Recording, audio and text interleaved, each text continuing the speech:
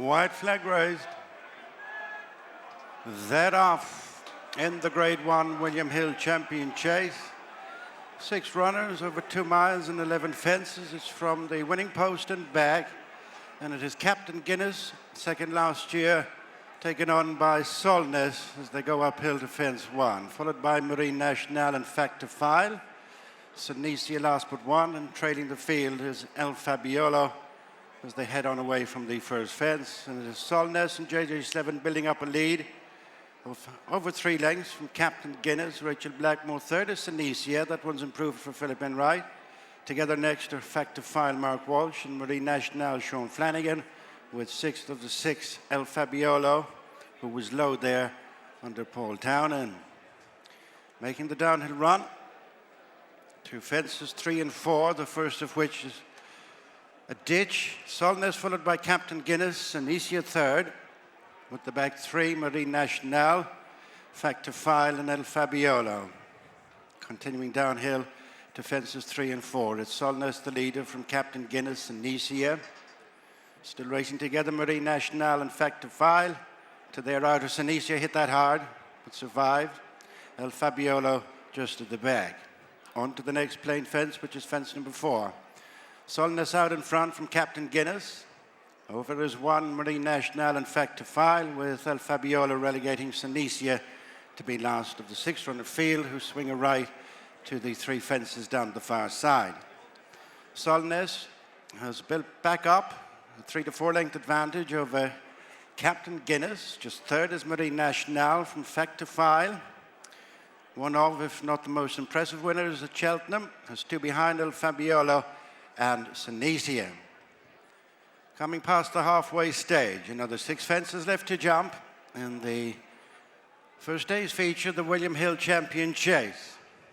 Solness leads all the while Captain Guinness. Could jump up on the outside by Fabiolo to dispute third, with Nationale. Now 1 from last is Factor File, and finally Sinicia. 5 to jump as they approach the second and final ditch, the end of the back straight, where Solness just about got to the other side. It's followed by Captain Guinness, Fabiolo, Nationale, Factor File and Sinicia. Turning out of the back straight with 5.5 furlongs to go. And 4 fences to jump. Solness continues up top, but has a reduced advantage of 2 lengths over Captain Guinness. Sharing third are Nationale and Fabiolo with 2 lengths back to Factor File, who's now nudged along, and finally Sinicia. 4 to go. Solness up and over from Captain Guinness, who jumped up on terms, followed by Nationale and Fabiolo, the final coupler, Factor File, and Sinicia, heading for the third last fence, which is homeward bound. Solness in front from the outset, followed by Nationale, who's creeping up on the inside of Captain Guinness. To the outside of them is Fabiolo. The sideways jump there by Nationale. Still driven is Factor File, leaving behind Sinicia. Turning in.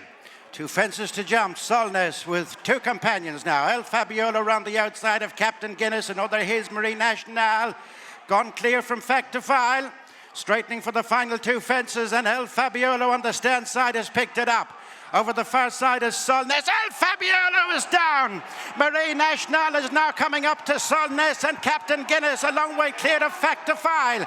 And it's Nationale who coasts to the front, nearing the final fence. It's Nationale over from Captain Guinness in second. Solness can't give any more, and on the run in, it's a champion chase on a champion chase for Nationale. Benny Connell and Sean Flanagan, they have put up another monstrous performance.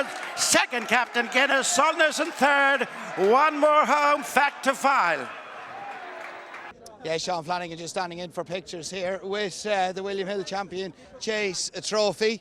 We'll get a word with him in a moment time. Pat Healy, of course, along with the other photographers, getting plenty of pictures here. And this is a nice sight. And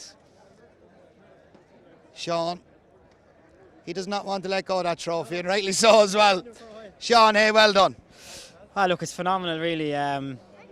He's won it so well today. Like, there was no stage like that I was kind of really felt like I was under pressure. And he's got so much use himself. He had a right go, the fence down the back, and like landed as far at the back of it, you know. And that's fantastic, yeah. And you went a right good gallop, but you knew who would be over this trip as well, Solness, and he's going to bring you along a merry dance. He was going to bring us along a merry dance. I was probably closer to him at all stages today than I was in Leopardstown at Christmas and that, but I think our lad has just sharpened that little bit. You know, like I couldn't make him go any faster in Leopardstown at Christmas time, and today he was doing it easily at times. I was probably taking him back a little bit. I was a little bit anxious that I was down the paint and I see JJ giving a couple of fences, the right couple of rubs. I was thinking, should I move out or not? But I just bit the bullet and stayed where I was. But he's a very, very straightforward horse to ride now. You just had to angle out turning into the straight as well, just to give yourself light and room. Yeah, like look at JJ and Rachel were there, and I know from myself I wouldn't have let me out if I was them, so they're not going to let me out. And I just had enough horse just basically when off the point of the bend I went left and opened up the door a little bit, and then Paul tipped up, and I've gone from half nudging down to the second last to full of horse, then down the way to the last, and he's one idling again, you know. And his jumping again today was brilliant, like it was in Cheltenham as well. I must admit, I wasn't too convinced about his jumping for the first couple of starts this season. Yeah. As I said, like he only had like when he was going to Cheltenham, he was only like 5th or 6th run over fences. You have to. It's 2 mile champion chase speed. Like you're literally hammer down all the way. If anything, early on in play, he was a little bit careful. He's a bit clean. And one fence here today, he was a little bit clean early on, and then when you put your leg on him, he's very forward and straightforward. And but look at he's done both the double and the champion chase now, and I suppose you can't really take that away from him, you know. Is there more satisfaction doing it here this afternoon at Punchestown? Because a lot of people left Cheltenham and they were saying, oh, maybe Quilixius. I don't think he would have. I thought you were the best horse in the day. Quilixius might have won. There was questions still to be answered. Coming here today, is it more satisfaction today that he is now the proper champion chaser? Yeah, look, I felt like on the day in Cheltenham that I was kind of half using Calixius as almost a break, like down the way to second last, and it was taking me a little while to get into gear, and I felt like I was going to scoot away at the back of the last. And yeah, it's definitely a bit more here. My kids are here, and you know, and like I'm walking back in along, and there's so many people shouting that you know that I've been trucking with for years, and yeah, no, it's been a fantastic day. And this is what makes it all worthwhile. You've been riding a long time to get in a horse like this, to win grade ones. That's what every jockey inside that wearing wants.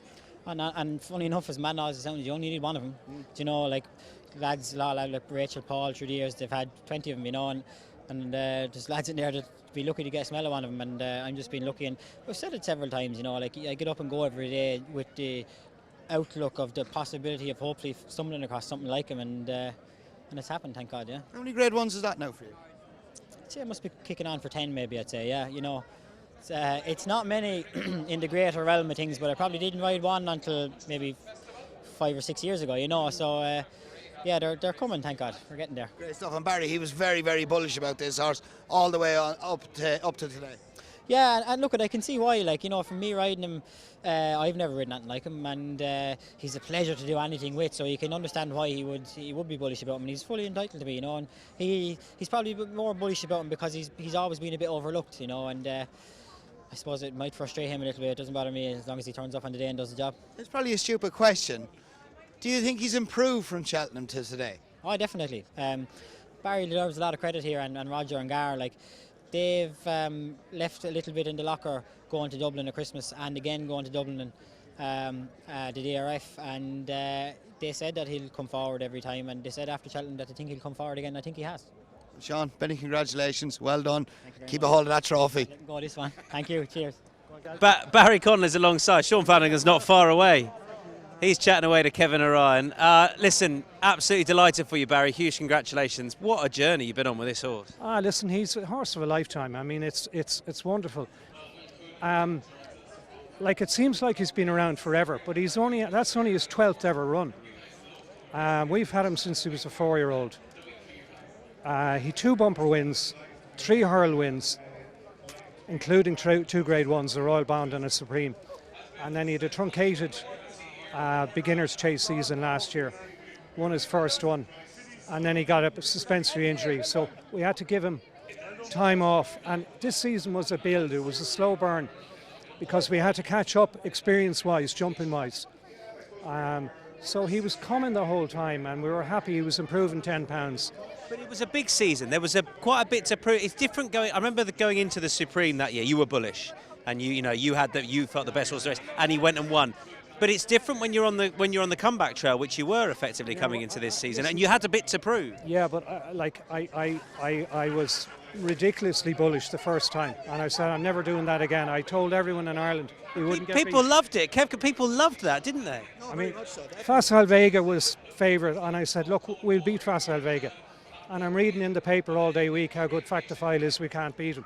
And I said, look, I can't talk for anybody else's horse. All I can tell you about our horse is that he's improved substantially since he's come back from Cheltenham.